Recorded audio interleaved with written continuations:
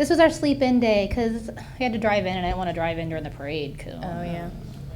So we didn't get a hotel this year. I'm broke. It'd be like that. Content creation doesn't pay what it needs to sometimes. No. Not unless you're in government. No. But nobody wants to do that right now. I mean, it pays decent, but kids are expensive. So, yeah. She started middle school this year, so we got orchestra, and we got manga club and D&D club, and then she's not in Cub Scouts anymore. She's in Boy Scouts. We had to get a new uniform for that. And I'm like, what a nerd. Child, I love it. What do you think I'm made out of? Money? Yes. Gotta do all the extracurriculars. She is such a nerd. She's adorable. She's wonderful. And she has bright red hair right now. So, aww. Yeah, I love my kiddo. All right. It is 5. It is, 5:30. It is 5:30. Okay. This is what happens when I come in late. I think it's morning. But anyway, welcome to Female Presenting in the Digital Space. This is a wonderful panel that we do every year where we try to talk about the different things that female presenting people have to deal with in the digital space that is different than male presenting people. And as the industry is less and less male dominated, it does have a lot more of a balance to it, but in a previously male dominated industry, there are just different things that we encounter on a daily basis, from people mansplaining things, the safety issues, just fighting to be heard sometimes. And so we try to give insight into all of those different perspectives that we all have. So I am Phaedra Black. I am a multi-platform content creator. I don't create content as much recently. I tend to teach more than create and run events for Twitch and the local community here, MomoCon, and a lot of other different content creation things. So I tend to work more for content creators than create content currently. My name is Ashley. I am a social media manager for a U.S. military branch. So I draft posts going on the main platform site for my branch, including Facebook, Instagram, LinkedIn. But I work with a huge team of creatives and actually really like my coworkers. I'm a 10-year U.S. Army veteran, and I was combat camera, so photographer, videographer, so I love being creative. But in the military, as a woman, there's a lot of other things that you don't see. It's definitely a challenge as a female in a male-dominated industry. Thank you for your service. Thanks for the support. Hi, everyone. My name is Ash Said Hi, and I broadcast mainly on twitch.tv/Ash Said Hi. I have been broadcasting since March of 2019. I do this full time. It is my main source of getting income. I am a Twitch ambassador. I also lead the Twitch Women's Guild. I've been doing that for my 10 years, going to be up at the end of this year. But I started in August 2024, and being a guild leader means that I help run the space that Twitch has created for marginalized people, femme-presenting people, non-binary people. There are 4 guilds. There's the Black Guild, the Latin Guild, the Pride Guild, and the Women's Guild. So me and one other person, we lead the Women's Guild. So when you started saying all of those experiences, like, I almost kind of tuned out for a second. It was like, it all flashed in my head, like, mansplaining, yes, check that off. Yes, people telling me I don't belong, check that off, especially as a Black woman in a space made, a gaming space, you get told a lot of very colorful things. So I also worked in the gaming industry for many years, and as a broadcaster on Twitch and having to deal with things live, you learn a lot about many of the aspects that you talk about. So I am excited to share that story with you all today. So hi, I'm Swan, also known as a Swan named Emily, all across the internet. I have been an artist forever, but a comic book creator since 2011. So I live in the comic book space, which is also somewhat male-dominated, as you might be familiar with. I started my digital media back in 2019, so I stream art, I stream TTRPGs, I do podcasts, I do all of that. I also teach art and dance, so there's a lot of spaces in many different Venn diagrams where there's a lot of overlap of formerly a male-dominated space that is now being reclaimed. All right, so now that we've done the introductions, do we have anything that really stands out in your experiences at being female in the digital, like some sort of like, how has it affected you? Like what can you share with that? May I jump in? Okay, I was literally speaking. I'm able to hang out with my mod today from Twitch, so I'm really happy about that. But we were literally talking about how, for me, on my stream, I tend to cover up from head to toe, because I don't want people commenting on my body. It is overbearing and overwhelming for people to come in and say, the first thing before they get to know me or anything like that is they comment on the way that I look rather than, Ash, you're really funny, or you can hold my attention, or you're entertaining, or I really love this channel because of the kind of space you have built that makes me feel comfortable to be who I am. Because when I look at how I present my channel on Twitch, I want it to be a third space. But because I'm a woman, there's a lot of times when that is not the focus of what we're doing, which is unfortunate. And I think of how I present myself because I am already anticipating that kind of attention. And I wish it wasn't that way. I wish that if I decided to wear something like a tank top or something that's a little bit more revealing, that it wasn't sexualized. And that's something that I have to deal with and think about every day. And as someone who does adult content, not on Twitch, obviously, but when I'm on my Twitch channel, it's that to me is a different space for me. And I don't actually like it and appreciate it when people come into the Twitch space and start trying to talk about things. One, you're going to get me in trouble because that's not allowed. And so my way around it is I tend to technically look like a homeless gremlin when I stream on Twitch. It's no makeup, my hair's in a bun, I'm in my PJs, I'm wrapped in a blanket. That's the only way that I found to minimize that type of conversation in that area. Right. Then I also, on my ban, because you can have that whole list of banned words. Yeah. Any of the adult content words are on my bans list, so you can't even talk about it. So I can't get in trouble by somebody else doing it. And that's how I try to deal with that, at least. Yeah. Or a lot of creators have gone to doing animated cartoon, what's the word? VTubing model? VTube. Yeah. Yeah, VTubing, pretty much. So they're not even putting their own face out there. Well, I kind of wanted to put my face out there in a different way to show that there's more to me than the adult content. Yeah. It's there's different facets to all the different stuff, and I feel like that's my balance. No, I absolutely agree with that. And some people are trying to avoid it by doing VTubing, or they want to put a different face for it, and teach their own. Exactly. No, I think that's a good point. A lot of times people use VTubing because it's like a mask, but you feel like you can be more yourself with the mask on, because then you're not worried. You can create whatever experience you want. And that is an important tool, but yeah, it's unfortunate that sometimes that has to be the case. Yeah. No, I think it was surprising that the way that I approached tabling at Artist Alley was very similar to how I ended up approaching Twitch. Because, and I tell my students this, it's a performance. The person you're meeting at the table is still very much me, but this is me being on. This is me catering and engaging and doing my best to do that. And being on Twitch is very much that way. And for me only, I feel more comfortable when I have makeup on, and I like the way I'm looking back at myself in the video. And so the Twitch is the performance, and then at the end of that, no, I take that off and I go back to my gremlin self and am happy in that. But that was very much this is a barrier where you get performance me, but you don't get full me, because I want that separation between the two and that protection. That's how it is for me with Phaedra and who I am in real life. Phaedra is the character. Phaedra is who I present publicly and socially for content creation.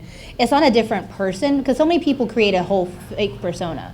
For me, Phaedra is normal me, just like extra. It's like, just up here instead of like down here. And that's kind of like how I balance it out, where it's like I can be a little over the top, I can be a little more loud, a little more in your face, and then go back to just being like, okay, I'm good now.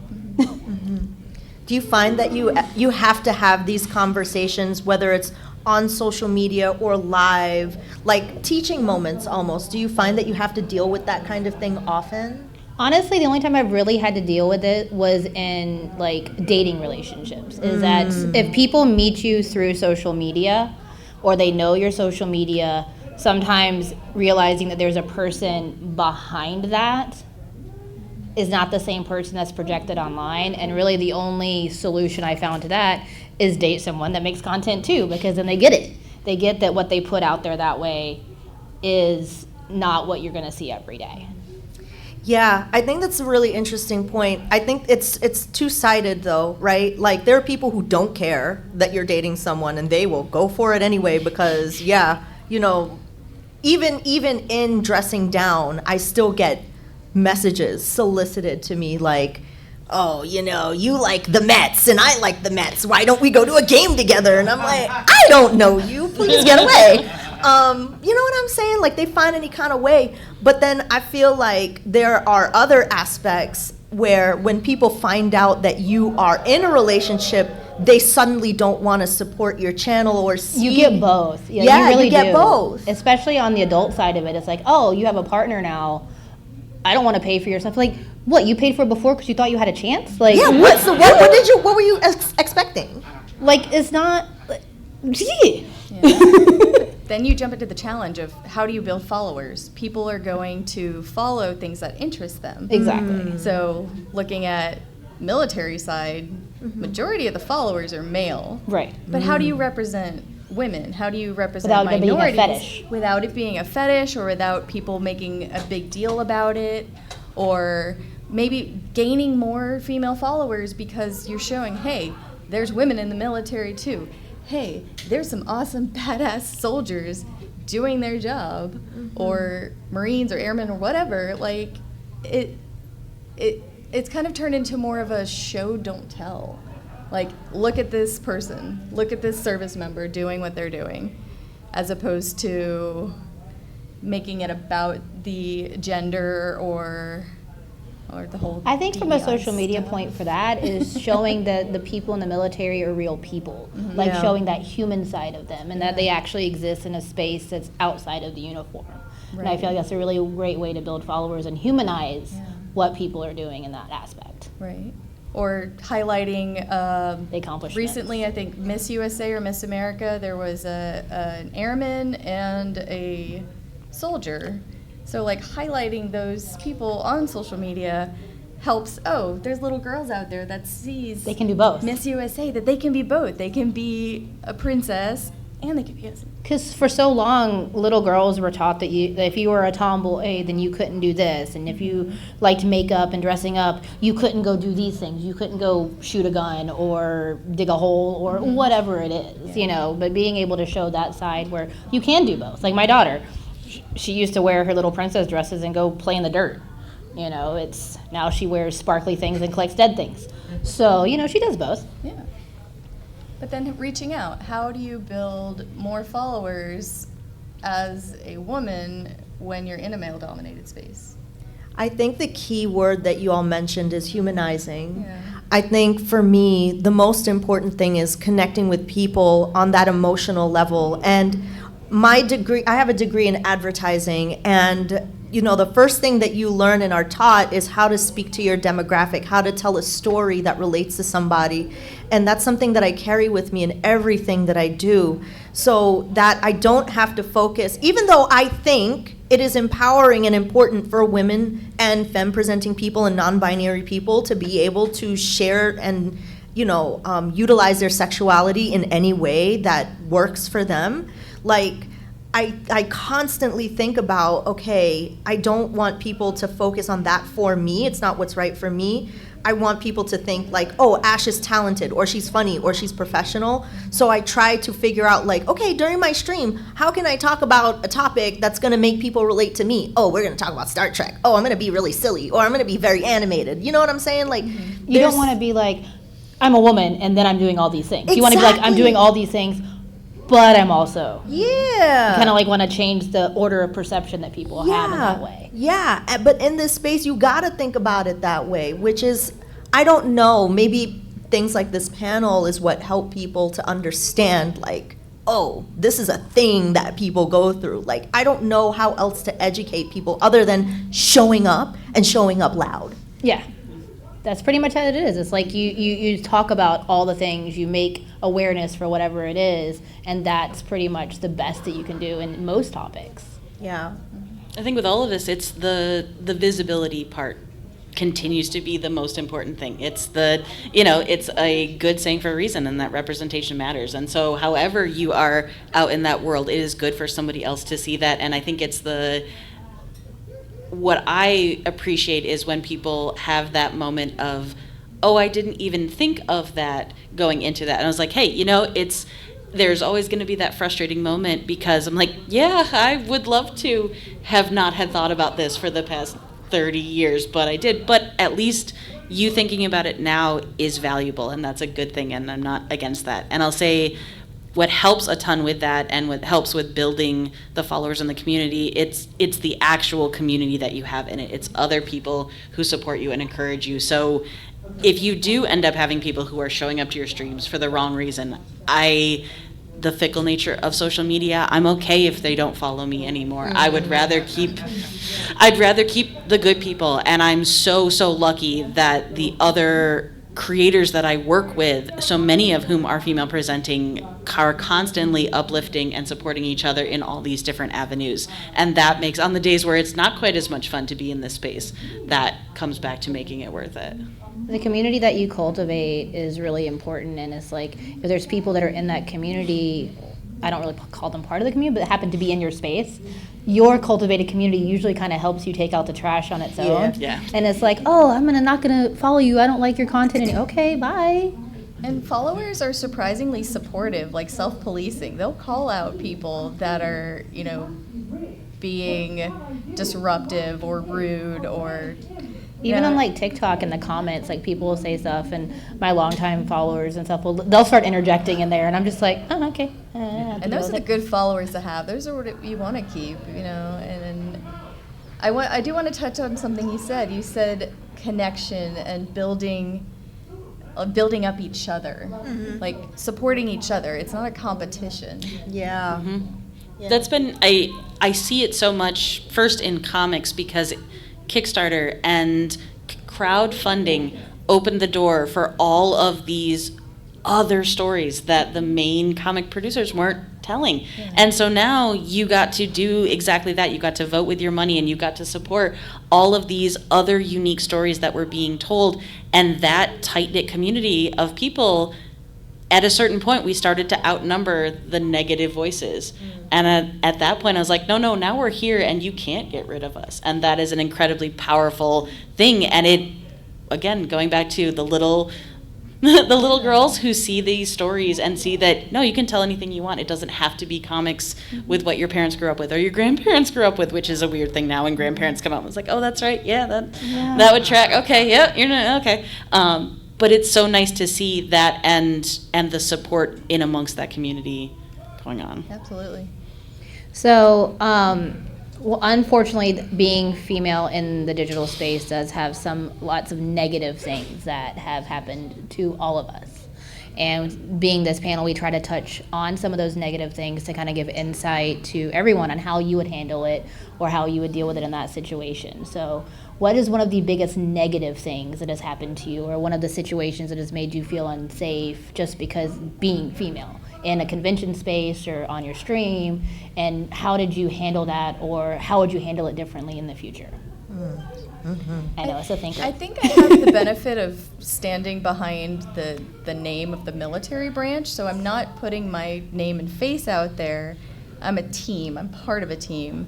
So it's a little different than, But I mean, you're at the conventions and stuff like that, so Yeah, absolutely. you cosplay, you do those things. Oh so, yeah, I love cosplay. I'm a huge nerd, and I am not shy about it. But like in terms of making sure females are seen and females are being heard, like you post a picture of a, I would say a beautiful service member, and people are like, oh, this is a psyop.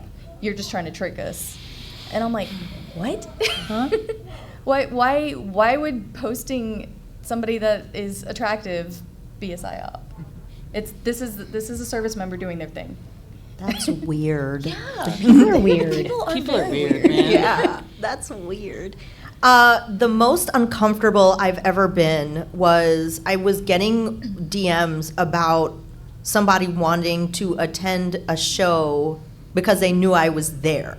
Like, and it's different when it's like, yo, Ash, I'm a big fan. Are you going to be at this convention, whatever? Like, they would specifically ask, like, can we hang out? Like, it almost felt stalkerish a little bit, but it didn't get that far. And the way that I handle those kinds of situations is I have like a person that is there that we have safety words, And if I feel like I'm in a very unsafe situation, I will say that safety word.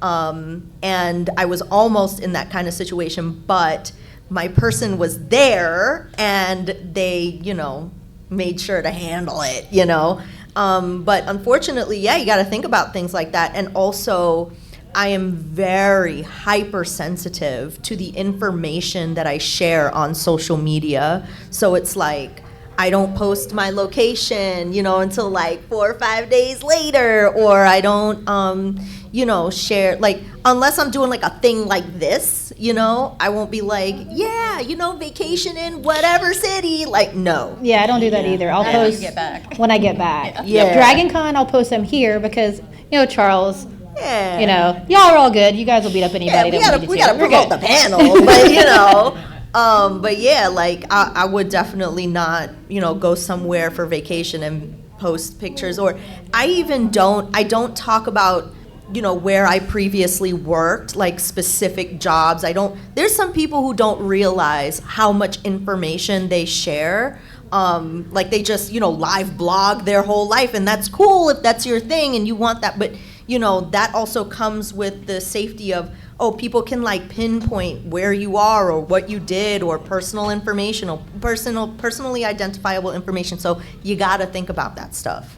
Yeah, in the military they make us train to avoid that, but yeah, not everybody goes through that. Yeah, you got to have services like Delete Me, like you got to know like, white pages and what kind of information goes on there. Like you got to know that kind of stuff. And the buddy system, like you said. Yeah. Just Can you like talk more about Delete Me and those things? So Delete Me is a service that you can pay for once a year, where it will data scrape all of those websites like White Pages, like, People Finder and all that kind of stuff, and it will remove your personal data for you. And, people can find, based on if they know your email, if they know your phone number, if they know your first and last name, like they can find other information just by having that. So services like that look through those websites, and then they send the takedown notification on your behalf. It's really important. Yeah. And again, to the buddy system, it is so nice, whoever that person is, to be able to have somebody, if you say, hey, I'm uncomfortable, it is not a justification as to why you're uncomfortable. It's just like, no, I got you. And whether it is being overly cautious or it is completely justified, it doesn't matter. And that's the really, really nice part about that. I'll say uncomfortable wise, so in a really weird and twisted way, I think I'm lucky because I grew up at the firehouse with my dad, so there was a level of desensitizing that happened in my formative years. Not quite like the military, but a little bit. So there was kind of already that understanding that went into it, but I was shocked because one of my most uncomfortable interactions happened with a former employer, and it was because I was making content, I was doing teaching things and everything, and I I wore what I would consider a normal outfit, what I would teach in at any point, and filmed videos and had done that. And I love working with the kids, and I very, very much enjoy what I do.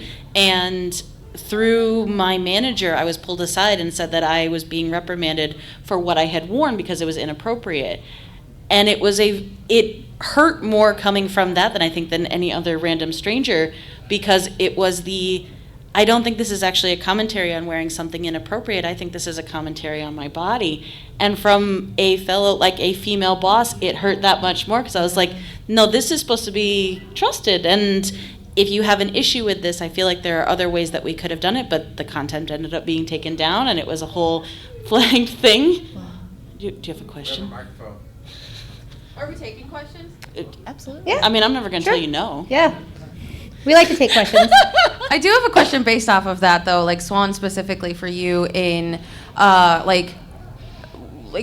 careers that women have originated. So, the reason teachers don't get paid a lot is because it's a woman's career. So being in education and doing a lot of education online, how do you work to get that legitimized by people who are already looking down on it? Not because you are female presenting, that's step one, but like step two is that the entire industry that you're working in is already looked down on as being inferior because it's a woman's career that was so policed for what you wear, who you could live with or marry or whatever for so long. So that just made me curious. Yeah. So I'll definitely say it changed how I approached making content. And it's funny because it's a marriage of, I know that I get engagement because of my face and that contact. You want to connect with the person who you're learning from. But it also meant that then when I was showing other things, I was more mindful, okay, so if I'm going to show you how to draw something, I'm not going to change the camera angle of what I'm doing to just show my hands rather than showing me. So it's a weird, no, if I need to follow X, Y, and Z to make this so digestible and without question from anybody, that's where a lot of it came. And it's one of those where I feel like you'll appreciate this specifically because I know you. A lot of it's out of spite. Because I was like, no, because if I don't give you anything to pick apart, then you have nothing to say. And you now have to fully judge this on the merit of the work that I'm doing. And unfortunately, in a way, it comes back to then collecting positive feedback from students, from their parents, from people who have specifically found value in the work that you're doing, and constantly having that portfolio of, no, she's great at what she does. Exactly like you said. She's funny, she's smart, she connected with my kid. I never thought I would be comfortable coming to a dance class, and I came to this class because I'm comfortable with you, and all of that. And essentially having that portfolio of, no, I'm impeachable, and what I look like, how I am, is not the way that you judge this content and this work that I do. You said something that sparked something in me, and I really want to talk about a little bit how insidious and just a special kind of hurt it comes from having that kind of, how do I say, bullying from other femme presenting and Yes. women people. You know what I'm saying? There's just something that just hits extra when it's I'm getting it from all sides, The man. most hateful comments I get on social media are from women. Yeah, and it's what can we do to help people understand that jealousy, that comparison, that thief of joy of comparison, and the hard, harsh remarks where you felt like you could have been saved from that person through that person. How do we deal with that? I think it's also just making sure that we're more positive and we uplift more, because I don't know where that shift happened, where you see it a lot online where the worst comments, the worst bullying are female to female. It used to be men were being really bad, and now it's they may be creepy, but they're actually not that derogatory as far as comments and stuff like that. But you scroll through TikTok, and it's always female profiles that are oh, she's ugly, oh, she shouldn't be, oh, why she did it. It's we were sitting there, and we preached in this panel before, men, if you see men doing something wrong, call them out on it. It's that you're going to be the ones to change it. But it's almost getting to that point now as women, we got to start calling other women out for now being the negative ones. It's there's been a shift in that online behavior, and now we have to stand up and do exactly what we've asked the men to do for a while now.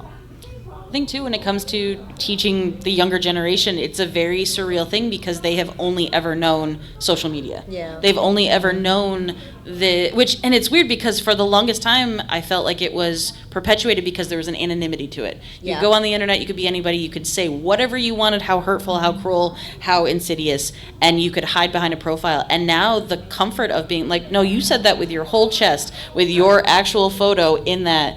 And so going back to the students and talking to them about, because I teach art. I was like, you want to post your art online? There's going to be a whole level of criticism that comes with that, and how we interact with each other, how we talk to each other.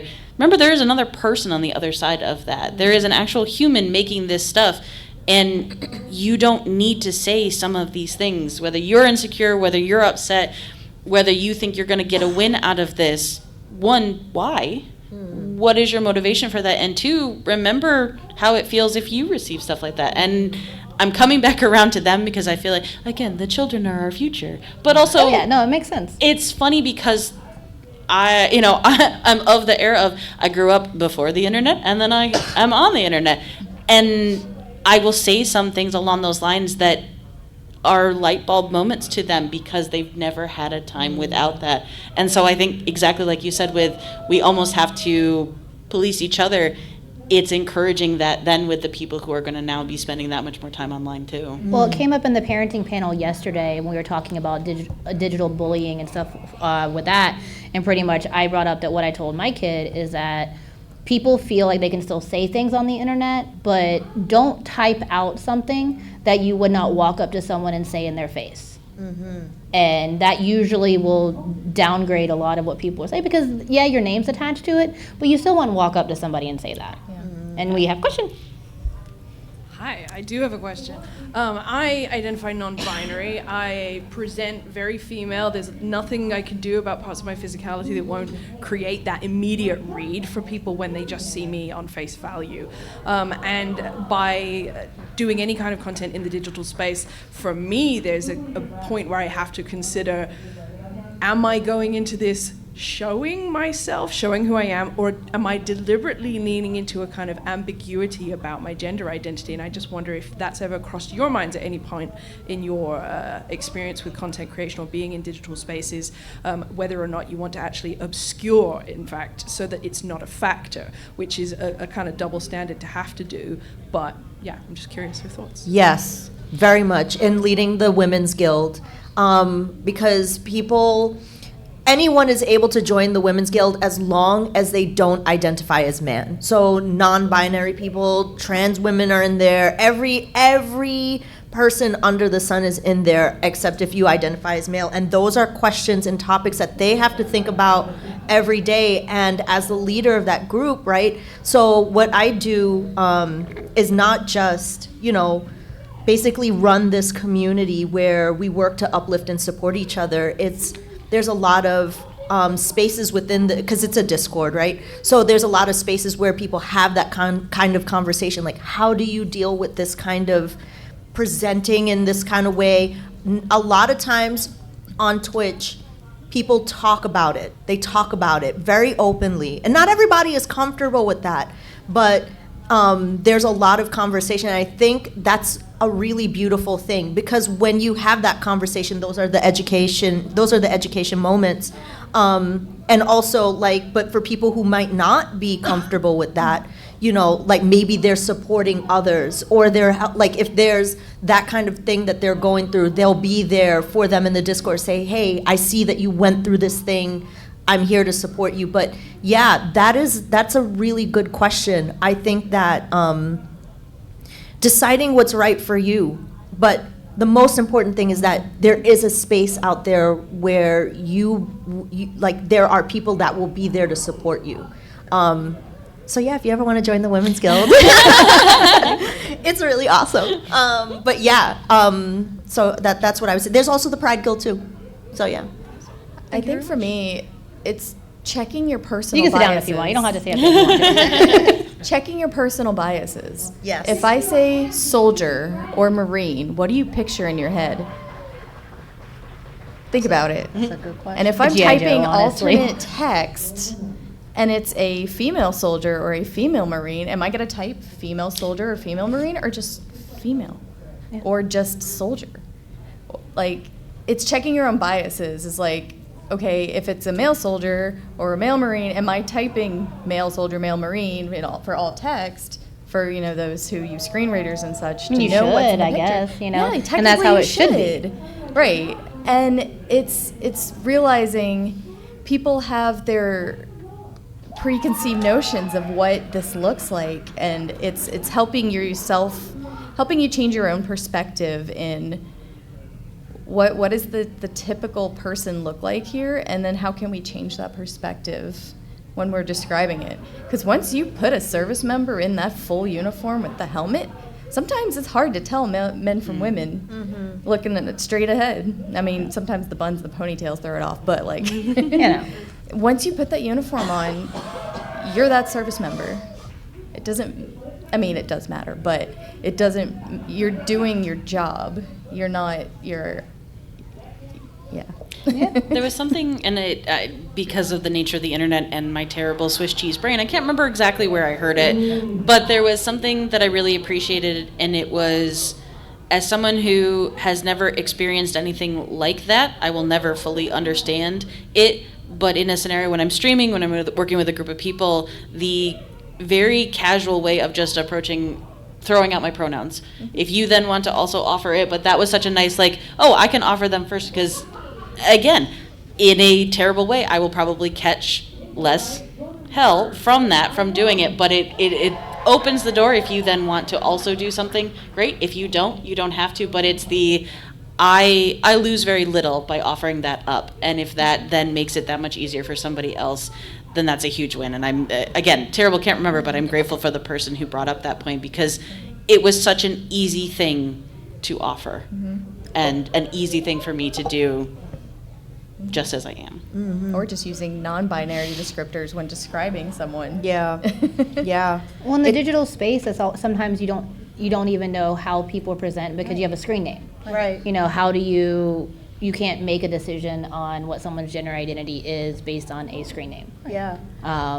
So I tend to default to, and maybe it's from my Southern upbringing. Everyone's y'all. It's just y'all. See, y'all are y'all. Y'all is a great word. But it's important though because like there's also the other side where saying like they, them for people who are like, I am a trans woman, I want to be she, her, that can feel like you're taking something away from them. I think the most important thing is having conversation with those groups and understanding, because it's always constantly evolving. What is the right thing to do in this moment? What is the way that, I can best support you? And being very, very, very intentional about what it is that what you're trying to do, how you're trying to connect with people. And I think, as long as we make the effort, as long as we want to have the conversation, as long as we want people to feel comfortable and included, like you're doing your best, right? All right, so we're going to move on to I'm trying to think of what else we wanted to talk about. So what has been and I want to say the funniest because I want to kind of take it off the serious for a minute. Yeah. What is the funniest thing that you can think of that has been mansplained to you? Oh, geez. So mansplaining. I think for me, as someone who focuses on retro gaming and streaming from hardware, or just, knowing the history of video games, I constantly get people who are like, oh, what does this girl know? And I'm like, do you not see the room with like 10,000 Nintendo plushies behind me? Like, I ain't just acquire this overnight. You know what I'm saying? Like, this is like a lifetime's worth of work. But yeah, I think that's like the funniest thing to me is like when people are like, they don't even come in and say hi. They're like, did you know in Link to the Past you're supposed to do blah, blah, blah. I'm like, yeah, even if this is my first time playthrough, I'm gonna get through it, Like, that's the thing, like, people assume that you're like, you need the help, or like that they gotta insert themselves in the conversation in that way instead of just kind of enjoying the ride. That's kind of like the That's interesting moment for me. I think a lot of it, there's a lot of like military jargon and military terminology. So if I'm using a certain phrase like don or doff, like a gas mask or something, someone pops in, they're like, I think it was, imagine using a word that doesn't exist, like they didn't know what doff was. And then other people like, oh, are you telling the military they're wrong? That's where it's good having a community that just will have your back. Mm-hmm. But most of the time, people don't know I'm a female social media moderator, so I can hide behind that a little bit. Usually, they're just like, "Oh, look at this like male NCO or this soldier or this whatever," and I'm like, "What?" Doff is a word, girl. Doff is a word. I think the funniest for me, because again, it was so casual that it caught me off guard, and I was like, "Oh, we're really doing this right now?" So my whole degree from college is media arts and animation. I went to school and studied a lot of animation, and a family friend, someone who'd been a neighbor growing up as long as we lived in that area, had come over to the house and just happened to be like chatting and everything, and there happened to be an animated movie on. And he stood there and he was telling me about animation. I was like, oh no, like again, if you're excited about this thing, I will talk to you all day long. I love anime. Like we can talk about it. He's like, well, no, it's really done like this. And I'm like, huh? In my house? Yeah. At my kitchen table? You're gonna do this to my human face? So those are the ones, and again, rather than just burning it all down in that moment, which was not worth it, it was just such a frustrating thing of like, are we really doing this right now? So I can laugh about it, and it's funny because it didn't matter a ton in that, but I'll say the flip side to that is I'm then so much more grateful for lines that I stand in Comic-Cons and in especially Dragon Con, because so more often than not, the people who are around you, if they find out you share a common fandom or something like that, there is an excitement over, I want to share this with you. I want to talk about this. And I have been lucky that other shows I've been to, it's but I happen to know this cool thing about it that I'd like to share with you. And I was like, no, I would love to know what excites you about this thing, and I want to hear that part, and that's so much easier to lean into. But if you're going to sit there and tell me, like, well, you need to know this, or like, I understand that you don't know this, and I'm like, we're good. I'm so good, and we can just not. I want to talk about zoetropes. You'd heard about the phenakistoscope, because it's really cool. So I think for me was actually this past year at MomoCon. Yeah. Oh dear. Right? Okay. So we're there the first day of MomoCon, and the IT guys come to drop our internet cable. Mm-hmm. And I'm trying to talk to them about what our internet speeds are. And the way our department is we have to switch. We want a huge download speed during setup so we can download all the games. Right. And then we want to switch it to a massive upload speed to let all the streamers live stream. I'm the assistant director for the live stream department for MomoCon. So, I've been doing it for a couple years. And the guys are there trying to do that. They're like, well, you need this and this and this and this. Well, you don't need a download speed because you guys are streaming, and you need to be able to do this because you're going to have this many computers. And I'm like, dude, you're going to give me one cable and I'm going to have to build an entire computer network, which I've been doing for 5 years now. You give me one cable.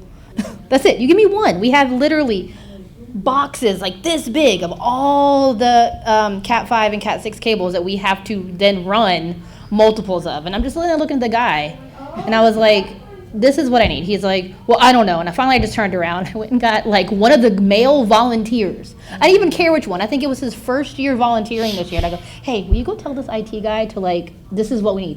He walks up, tells the dude goes, okay, cool, got that. Wow.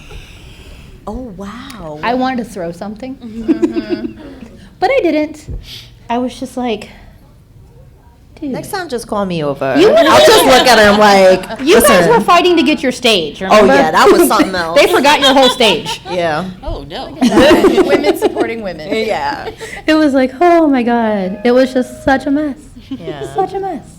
And then we had to chase them down to get them to switch it at one point. Because it's like, we told you we needed to switch to this time. Yeah. And they were like trying to say we didn't tell them that. And I was like, Yeah, that's another thing too, is like, you know, when you're doing your setup, like OBS or your sound or your microphone or whatever, and it's like, you know, you're setting up things like it's all very technical, you know, and then somebody, like maybe if something goes down while you're live, everybody becomes the expert. Technology not working? Never. I know. Imagine as a streamer, like if it doesn't go down once, but like that's the time. It's like maybe it's not necessarily like mansplaining, but everybody wants to be the expert and they want to tell you how to fix it. And I'm like, listen, all right, if we all try to do this, like that's not gonna make for a fun show. But I often get that as well. It's like, you know, people just want, maybe they just want to be involved. You know, I try to spin it in my head to be like, all right, I could be like, you want to explain everything to me. Maybe it's like damsel in distress, but I try to be like,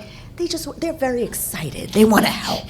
You know? Well, you know, one of the biggest TikTok tricks to get like exposure and to get views, spell something wrong or act like an idiot and say something wrong. Yeah. And people are all there to correct you. Yeah. And all of a sudden your comments are just, no, this is this. Oh, you spelled this wrong. And you're just like, all of a sudden ad revenue. everybody knows everything. And typos do get through from time to time. And yeah, You don't your even do it on audience will purpose, tell and then you're everyone's, wrong. correcting you.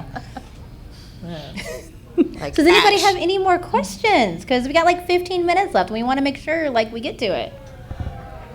Yeah. So I come from a military perspective as well.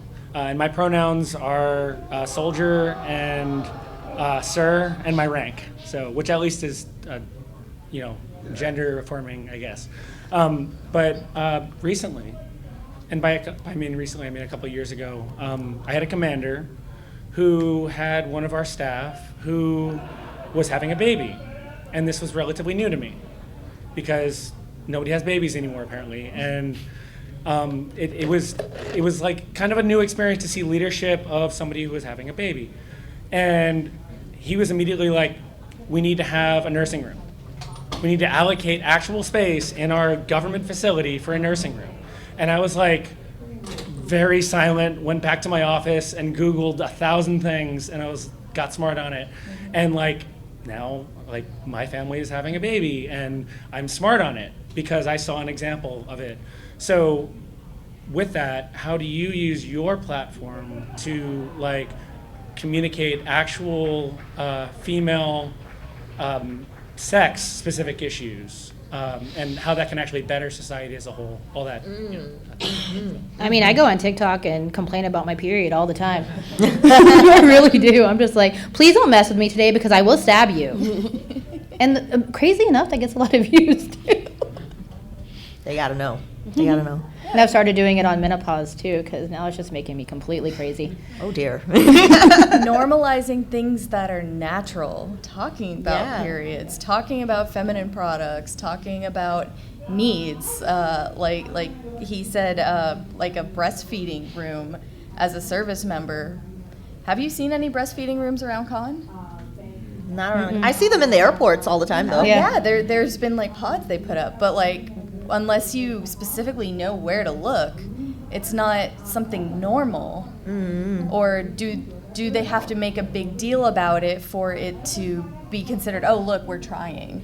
Yeah, see, I just walked around breastfeeding my daughter when she was younger. Like we were we literally walked around the vending hall, like I was holding her, and it was just Yeah. like, I was like, I dared someone to say something to me, but apparently I look like I would kill you if you did, Or the so challenge, they didn't. Or the challenge for You women know. that have to pump, so you can't really walk around. with Right, a you pump. can't do that. But no, it's knowing how to advocate for each other, talking about things, making them normal, and then, military's made like policies to help support pregnant women, and even through childbirth, and until they are back to work physically, because it takes a physical toll on your body, apparently, because I don't have any kids. But I will advocate for women fiercely, knowing that they have those needs.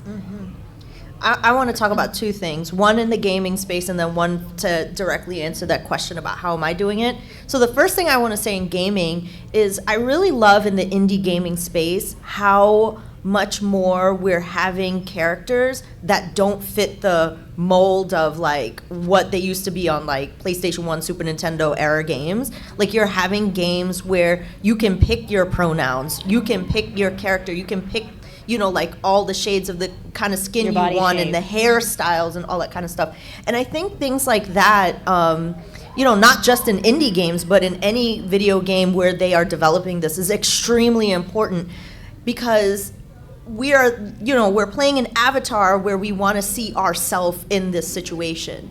And I think that being able to create a character that really defines who I am that specifically is so important to feel seen and to feel like you matter. So that's one way in the gaming space that I see that and that I want to see more of that.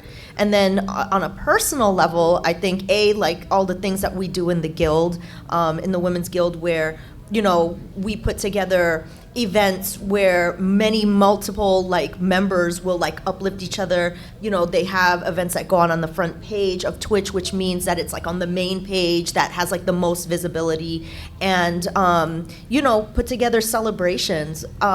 Chelsea, who was in here earlier, I don't know if you saw her, she's like incredible. She ran the Women's Guild last year. I remember when I first started streaming, I saw Chelsea on the front page of Twitch for, I forget what PC brand, but she was building a PC. She's a computer engineer. She's like incredible. And when I saw her on the front page, I was like, hey, yo, I belong here too. That's so cool. And she really inspired me, and I think she's amazing. So that's why I work really hard to be that for whoever else needs it. Whether it's doing things like this or just making sure that I'm, you know, have a space where I can talk about everything and people respect me for who I am. So, yeah, that's one way I try.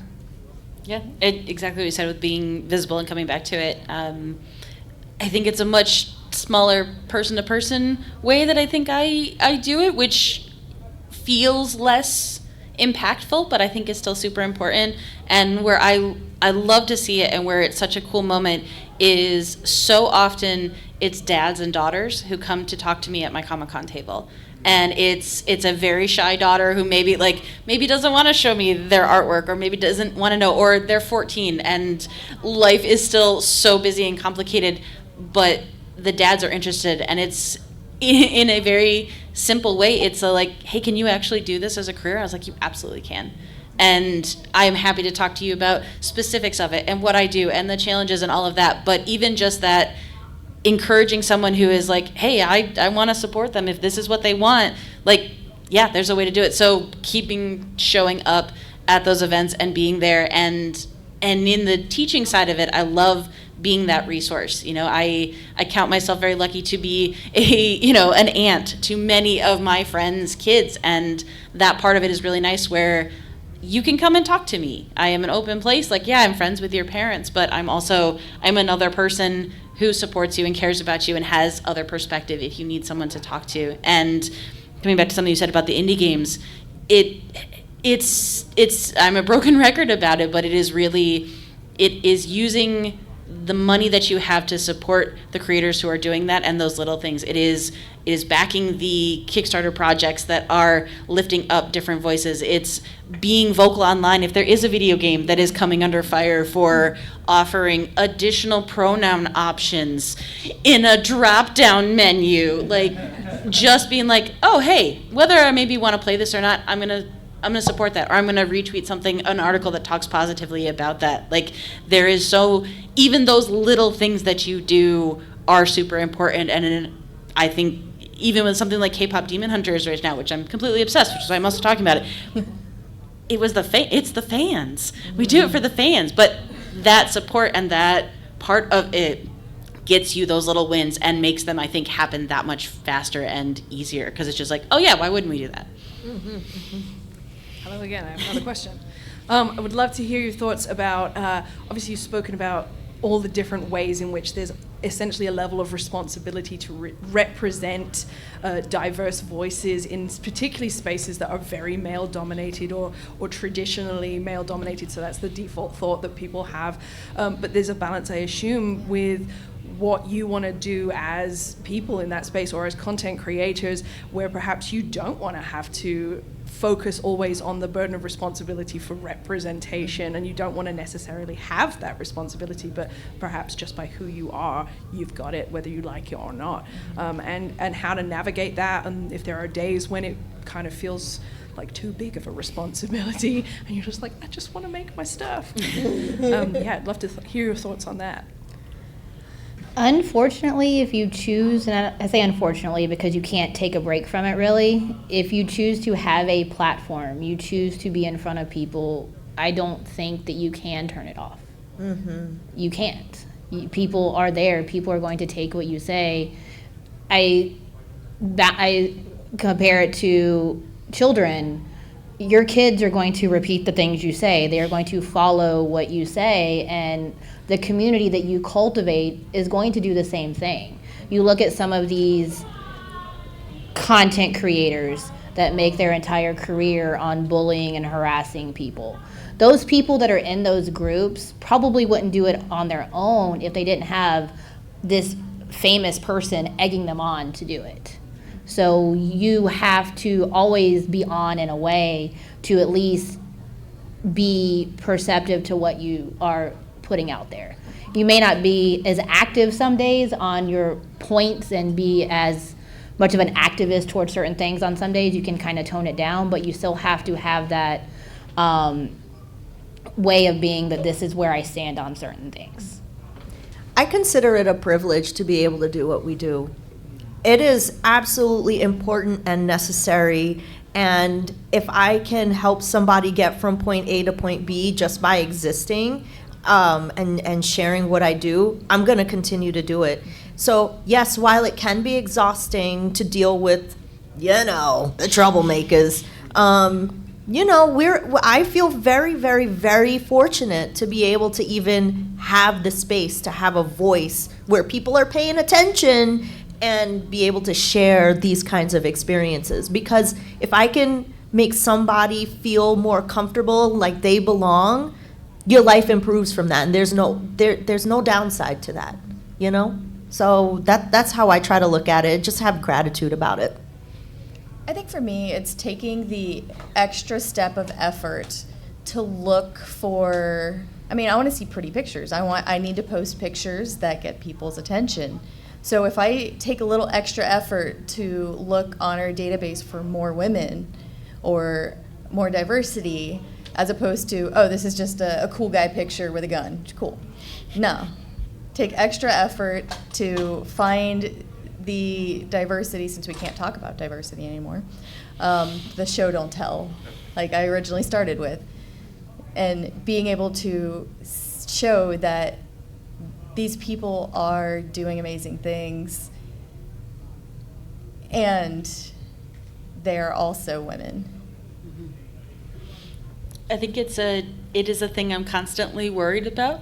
I constantly feel guilty for not doing enough, or not being better or more well-spoken on things, or being more educated on them, and not doing enough or any of that. And so when it comes to the actual, me as a creator part of it, it comes back to I do this because I love this, and I love the community that then has popped up around that, and that kind of reminds me that it's okay. And while I'm doing all that, also being reminded that I'm gonna have some stuff that is inherent in the way that I am because of how I was raised and the community that I was around, and I will never know it all, and I will always learn a new thing, and being open and receptive to that, and being humble enough to know that I'm a big dumb idiot sometimes, and having people give me new information and being receptive to that continues to be important, and there's value in that. And I think there's value in showing that you can take in new information and make changes from that. And again, it's the visibility of seeing that as no, I'm probably going to mess stuff up, but I am trying, and it is important to me, and I want that to be known. Thank you. That's a good And question. that was our last question, but we will take yours. We go ahead and take it? Okay, Charles says we can take it, so go. I was looking at the time. Really quick, on the days that the critiques get to you and you just don't feel like making that next piece of content or going live, how do you get over it? I don't go live. I honestly go back and look at the positive things that I've gotten because I talk a lot about mental health and normalize like going to therapy and all of these things. And I have messages from people that are like, I went to therapy because I saw your stuff. I saw that, I was in therapy and I quit and I stopped because I wasn't making progress. And I would talk about how it's not linear. Like, you're going to take 15 steps backwards sometimes. You're going to mess up. You're going to have worse days than you've ever had while you're trying to get better, but you're still going forward. And I go back and look at those things because those are a reminder that what you're doing is affecting somebody else. So you have to really think about okay, cool. So, there's the bad days, but look at all the good parts you're doing. And that's what you really have to hold on to as far as when you're having those really tough critique days. Yeah. And do a joyful thing that's not for content. Yeah. So art is my life. It is my day job. It is my night job. It is in my dreams. It's all there all the time. And some days, whether it's my own internal critic or the external critics or any of that, it can be really, really hard to get up and do that and want to be that performance. So today I'm going to take embroidery floss and I'm going to make a friendship bracelet. Because it's a joyful thing. I'm still doing something with my hands and I'm being productive, and take that moment to be like, okay, brain, not everyone hates me. I'm actually okay at this stuff that I do, and other people like hearing me and like making stuff with me. And in those times too, I was like, I am lucky enough in that community that we built where I was like, hey, are we doing something? Could we do an art stream? Could we do a chat stream? Or could we plan something that then means okay, well now, and we'll say a brain hack, now I am beholden to somebody else. So now I was like, well, no, I can't let them down. Yeah. So now I have to do that. But that joyful thing, that small thing that isn't for anybody else helps me a lot on those where I was like, you're not performing for anybody. It's just a thing for you. Yeah. My non-joke answer is my streaming space is my safe space and it's my happy space. So I do it because I really love it. And even on days where I feel low energy, I'm like, I'm going to make somebody laugh today, So I think about that. I'll be quick. Self-care, therapy, and lean onto your support system.